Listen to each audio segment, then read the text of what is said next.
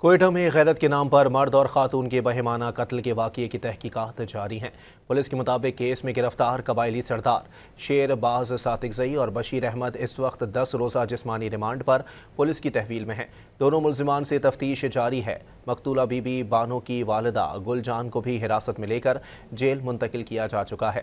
مقدمے میں نامزد دیگر ملزمان کی گرفتاری کے لیے چھاپوں کا سلسلہ جاری ہے۔ انسانی حقوق کے کارکنان اور سوشل میڈیا صارفین نے اس افسوسناک واقعے پر شدید غم و غصے کا اظہار کرتے ہوئے شفاف اور فوری انصاف کا مطالبہ کیا ہے۔ پولیس کے مطابق واقعے کا مقدمہ تھانہ ہنہ اڑک میں SHO نوید اختر کی مدعیت میں درج کر لیا گیا ہے۔